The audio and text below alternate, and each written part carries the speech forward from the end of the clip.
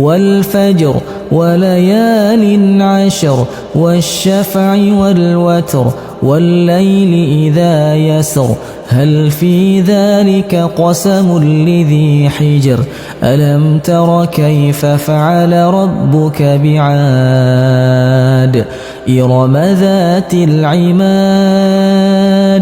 التي لم يخلق مثلها في البلاد وثمود الذين جابوا الصخر بالواد وفرعون ذي الأوتاد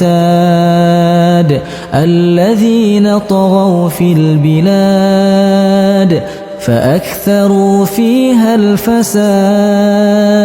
فصب عليهم ربك سوط عذاب إن ربك لبالمرصاد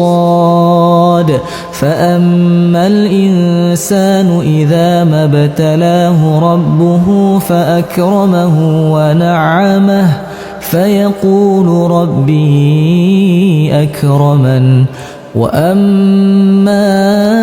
إذا ما ابتلاه فقدر عليه رزقه فيقول ربي أهانن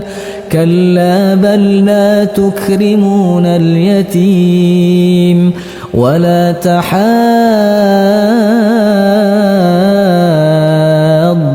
على طعام المسكين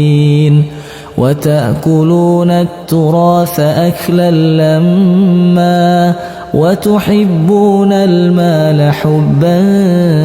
جما كلا إذا دكت الأرض دكا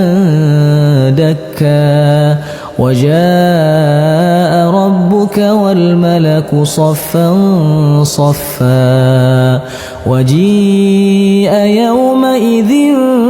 بجهنم يومئذ يتذكر الإنسان وأنى له الذكرى يقول يا ليتني قدمت لحياتي فيومئذ لا يعذب عذابه أحد ولا يوثق وثاقه أحد يا أيتها النفس المطمئنة ارجعي إلى ربك راضية مرضية فادخلي في عبادي وادخلي جنتي.